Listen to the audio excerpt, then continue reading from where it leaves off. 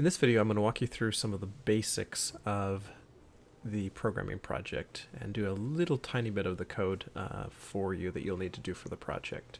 Now, we covered much of this in the in-class sessions, but not everyone was able to make that class. So let me walk you through what we're trying to do.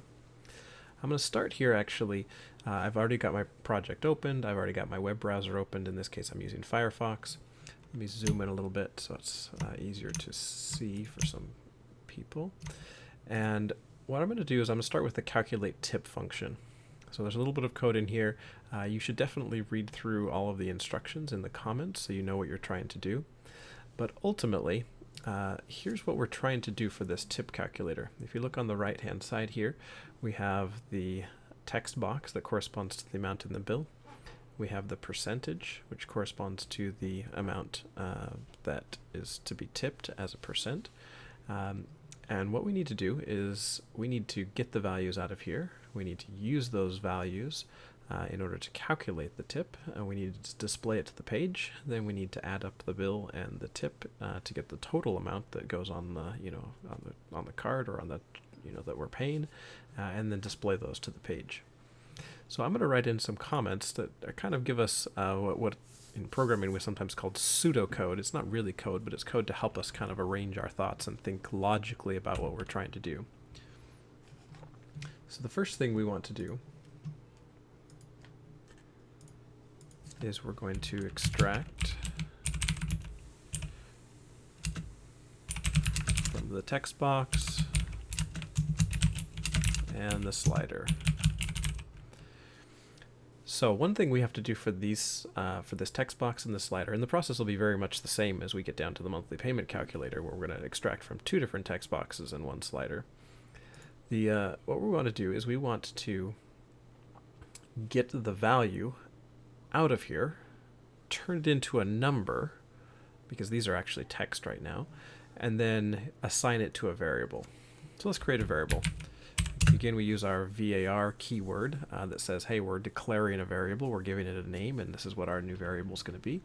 And I'm going to call this one bill. You can call yours whatever you'd like. We've talked about this. Upper, lowercase is up to you, except for you need to make sure that you're consistent. If we ever use this variable again, it has to be exactly the same spelling, same uppercase, same lowercase. So we'll assign this new variable called bill. We're going to assign it to the value that we're going to extract from this text box right here. And if you look at the instructions, or if we scroll down to the bottom, you can kind of see. So we've scrolled down here. You can see that the input has the this is for the text box. It's a type text, and the ID for this is bill. And the instructions say that you need to use this as well. So we need to use lowercase bill in order to identify which element we're pulling out of. Pulling that data out of. So we'll come back to that right now. Now in the instructions, it also says that if we want to take some text and convert it into a number, we have to go through a process called parsing. And so we're going to use a command that's built into JavaScript called the parse float command. Notice that the P is lowercase and the F is uppercase. And we're going to parse this number. Now, which number are we going to parse? It's going to be whatever goes in between these parentheses. And there's there's a sample code right here. In fact, this code is exactly what we need. So I'm just going to copy and paste it, save myself some typing. But inside of those parentheses is the jQuery way. We're using a library called jQuery. The jQuery way of getting a value out of an element. And so our element, we noticed, is called bill, B-I-L-L lowercase, from our code down here. And that's what the instructions tell us also. And we're going to say, okay, get the value out of bill. Notice that we have to have this pound sign or number symbol, the shift 3 on the keyboard. Before that, that just means that the ID that we're looking for is bill. So that stands for ID. We put that in quotes. And then we use the .val function to get the value out of that. All right. And we kind of ran through that in class a little bit, but if we were to set an alert or put this to a log, we could run this line of code, and it would pop up with a text box that said the value of bill, which happens to be 100 right at the moment. Okay. Now again, we don't need to do that. It's just so we can kind of test as we go along if we'd like. We're going to follow a similar process to extract from the text box, or not from the text box, from the slider. And if you look down at the instructions here, the slider actually has the name tip %, all lowercase. And so we'll call this, variable tip. You can call it whatever you'd like. Again, we're going to parse a number out of the text. So even though it looks like a number right here, it's actually a text that we're getting out of there. And so we're going to identify the, again, # tip %. So make sure you get the right name on it. .val.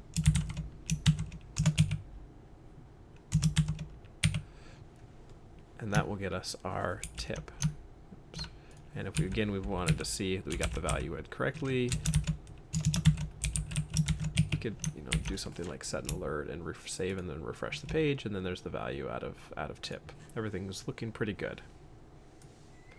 So now we have those two pieces of information, those two numbers. What we want to do next is we want to calculate our tip. So we're going to calculate the tip amount. And we'll need a different variable. Now I usually use the variable tip to get the amount, but maybe that's not actually the tip. Maybe that's the tip %. So I could use a variable like %.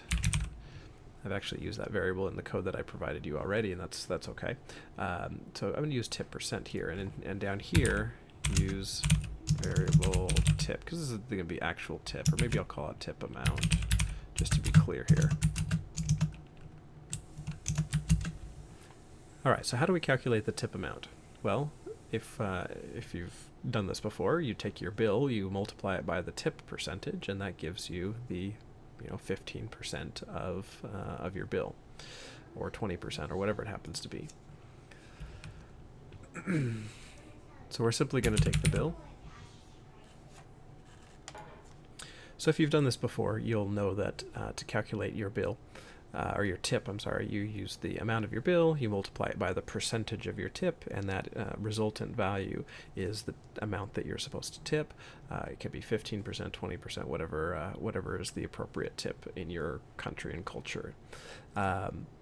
So I'm going to use tip amount, and we're going to use the bill times the tip %. Remember, we've already got those variables calculated before, and we can go and make an alert,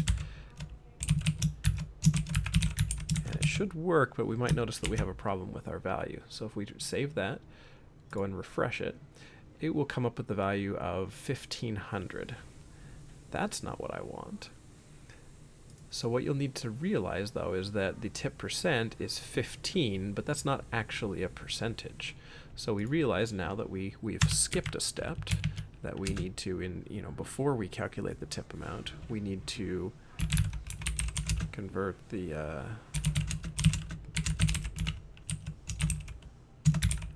tip to a %.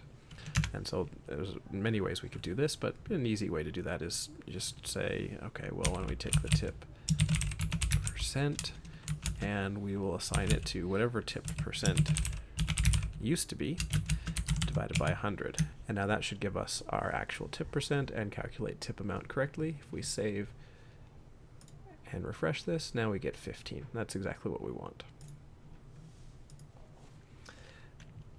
Now the next thing we want to do is we want to have this show up on the page. So our next task is to display the information, the tip, on the page. Now if you look up in the instructions, there's some code on kind of exactly how to do this. And so we can look up to the instructions. The comment is actually in the first section on how to add things to a page. But another way, if you would like, you can also go to on Slack and on SACCT in the Programming Project folder. I've given you a whole bunch of sample code on how to do this. So if we want to display some information on a page, there's some sample code on how to do that. If we're just typing from scratch, though, this is how we would go ahead and do that. So the first thing we need to do is use the jQuery method which is to use the $sign and then identify the exact element we want to use to display. And the instructions will tell us exactly what we want to do. We want to set the div with an ID tip amount to be the all lowercase to be the proper value. And we could also look down here and find, oh, okay, well, here's our div called tip amount, and there's even a comment down here that says, okay, well, this is the amount of the tip, and we need to format it like this. Ooh, all right, so let's make sure we know how to do this. So we're going to have tip space amount, both caps, colon, space, $sign, and then the number with 2 decimal points. Well, I'm going to cut. I'm going to copy that value because we're going to come back to it in a second. But just to display on the page, the first thing we're going to do is we're going to say tip amount. And then I've forgotten my little hash or pound sign, so we need to make sure to put that in there. And then the code, the sample code that I've provided on StackCT and on Slack and in the comments up above is to say, what is the text of that element? Why don't we set that equal to our tip amount? And at the moment, I don't want this alert in here. We'll get rid of that. And so if we save this and refresh it, there we go. Now our 15 shows up right here as a tip amount. Now it's not, problematically, it's not showing up as a decimal number. And so what happens if we change this to a different number? Oh, all of a sudden, ooh, we've got all sorts of weird things. So if it's a whole number, it doesn't show any decimals. And if it's a number that's got a lot of decimal points, well, it shows more than we'd like. We just want to show 2 decimal points. So we now have a new task to do, and we have to do that before, because you remember that programming languages do things in order. So it does this line of code, then this line of code, then this line of code, etc., etc. And so if we want to show a rounded number, which is what we'll do next, we have to round it before we give the command to display it on the page. Otherwise, it won't show the correct value. So why don't we do something like make a new variable, and we'll call this the, rounded tip amount, whatever variable you want to call it. And I don't want that to be equals. I want that value to be equals. And we're going to use a function that's called the toFixed function. Now this function does a couple of things. It will take the tip amount, and then we call the toFixed function. We give it the number of places we want to fix it to. So what this does is it rounds to 2 decimal places, and it converts it to text in the meantime. So be careful of this, that if you go to use something later, this value now becomes text, not a number. And instead of displaying our tip amount, we're going to display the rounded tip amount. And if we save and refresh this, there we go. Now our values are showing up properly. Now the other part that we need to remember is that down here, it showed us exactly the format that we wanted to use. We want to use tip amount space colon, tip amount colon space, and then $sign, and then our number with 2 decimal places. So in order to do that, we have to do something called concatenation, and there's instructions on how to do that on Slack and on StackCT. But basically what we're going to do is we're going to take some text, and text is denoted by parentheses, and we're going to use the plus symbol, which adds numbers together, but it concatenates text together. So we've got rounded tip amount, which could have been a number, but also right now is text because we use the toFixed function on it. And we're going to take some text here, and we're going to say tip amount colon space $sign. And when we now add those things together, save and refresh, now our tip amount correctly shows what we want it to. So that's kind of how we do most of this second part of the project. Now I'm going to leave the last little piece of it to you. The last little piece is to, now that you have the tip amount calculated, you know how to format things, and you know how to display them on the page and concatenate. The last piece of this second part is to add the bill, which you've already extracted, to add the non-text, the number of the tip amount, and then do any formatting and display that to the page in the right format. So that's what's left there. For the monthly payment calculator, you're going to extract the information from this text box, this slider, and this text box, and then you'll need to put it in the formula and then format it and display it to the page. And the stock calculations is a little different, and I didn't go over this in class as much, and so let me be clear on this, because some students have come to office hours and asked questions about Slack. For the calculate stock function, this is a little different than the other two exercises. So this function, your file is actually already gone out to some code that I wrote, which that code goes to Yahoo Finance and pulls information on the stock that you're looking at.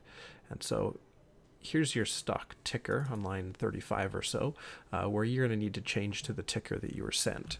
And so right now its default is on Facebook, but if we got, I can't type.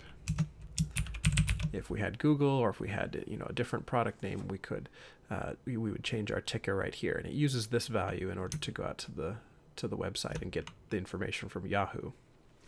The other thing you should notice is that, so there's a list, and it's a special type of list called a key value pair list. And it's a variable called financial information. So this has already been created for you. And this key value pair list has all of these values in here as a key for those key value pairs. I'll show you what I mean in just a second. Now the other part of this is we also have, there's 3 lines of sample code here. We're going to use this first line of sample code. Here it is on line 44. I'm just going to copy that and bring this one down right here. And then there's a couple other lines of code. There's this one on line 48, which we could use, or there's this line on 52, which actually just kind of modifies that one. I'm going to use the one on line 52, copy it, and bring it down. And so these lines of code, if we just copy and paste and save those and refresh them, one thing you'll notice is that now the stock calculations shows up with the company name and then Alphabet Inc., which is Google's official name for the parent company now. And so what this variable has, or what these lines of code have done, is we've got a variable. I called it company name. You can call it whatever you'd like. And it goes to the financial information list and gets whatever the value is for the key name. And again, name is one of those items that's on the list right here. So there's volume, there's the the book value, the ask, the earnings share, which is the earnings per share, and also the name and a few other things. And so we extracted the name value, or the value associated with the name, from that list. That's what this code here does.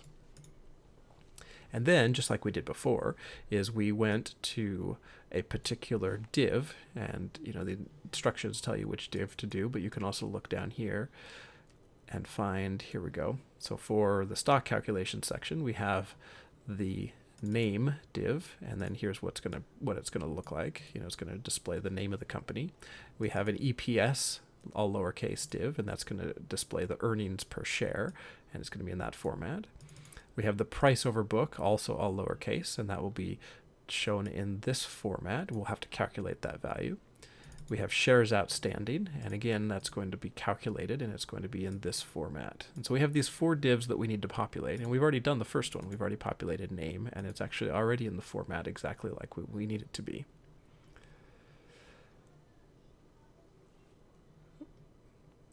So this is how we're kind of going to go about things. Now, from sort of a pseudocode perspective, what we're going to do next is we're going to extract the per share from list and display them, or display it. All right, so that's the first thing, or the next thing we're going to do. It'll take a couple of lines of code to do that. And then after that, the next thing we're going to do is we're going to extract the whoops, if I can spell, the ask and the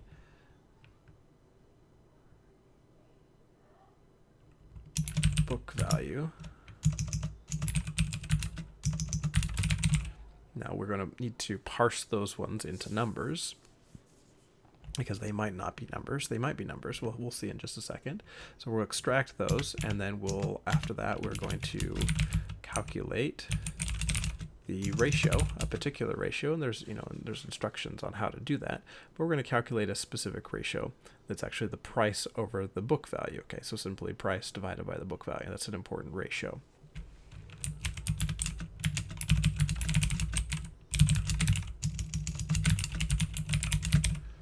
All right, so we'll calculate that and then display it.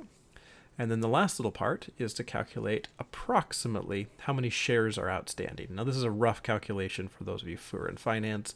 We're doing the best we can with the available information from Yahoo.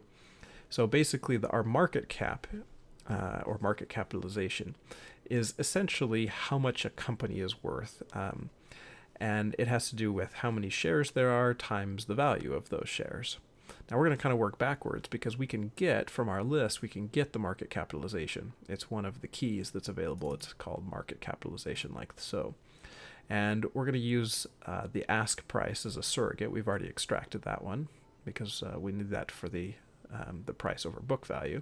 And then we're going to use that to calculate market capitalization divided by the ask price. And that gives us an approximate number of shares outstanding. So we're going to first, extract market cap.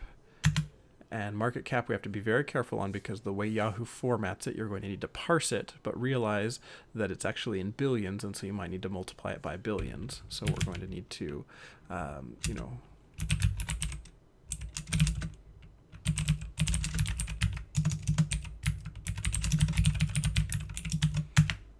and then we need to calculate and display our shares outstanding. So that should get you started on that. Okay, that's kind of the pseudocode that you need to walk through. Again, here's some sample code. There's a bunch more sample code on Slack and on SecCT in the common code, and you should kind of give you an idea of what we're trying to do here. Now, the last thing I want to show you is again the debugger, and make it so that you can kind of understand what's going on. Let's go to Firefox, and if we're in Firefox, you can use the Chrome debugger as well. But if you're in Firefox, it's a little easier to get to. We're going to go to Developer and Debugger. We're going to go down to the lines of code, and if you click on your project name, okay, so here's the project name, and you go down to whichever lines of code you want to stop on. I'm going to stop right on this line of code here. Then you can refresh the page, and so the code execution will stop. In Firefox, it's kind of highlighted in green. I'm sorry I can't zoom in anymore on this to help out, but you can see the value, the variables and what they've been called. So this variable company name, it's gone, and it's now assigned to Alphabet Inc. So that's what we're going to be doing now, is we're going to display that next. But I also want to make you aware of, these are the variables, the ones in the function scope, it's called, are the ones that are part of this particular function. But there may be other variables that were used elsewhere that it might have what's called global scope, which means they can be used in any function, not just in one particular function. And so that financial information list, I actually gave global scope so that you could use it so that it can be updated by my code, and then it can be used by your code. And so if we hit the little drop down here for global scope, there's a bunch of stuff in here that you can just ignore. But if you go to the financial information array, you can see what this list looks like. And again, I'm sorry it's a little hard to see, but hopefully you can do it on your own screen. And you can see, for example, oh, okay, well, here's what the here's the key, ask, A-S-K, with capital A, and here's what the value is. And we can go and see, oh, here's the earnings share, and here's what the value. So these are the keys and the values that you can extract, and you'll need to use some of these things. One thing you'll notice that market cap is in this format, 569.84 capital B, which means that when you extract that, if you don't parse it as a float, then you won't be able to use it in math because it's got that B character, and JavaScript won't know how to do math with that B character. Okay, that should get you started. If you weren't in the lab, or if you're still getting stuck, this should kind of give you some good indications of where to go next and how to do various things.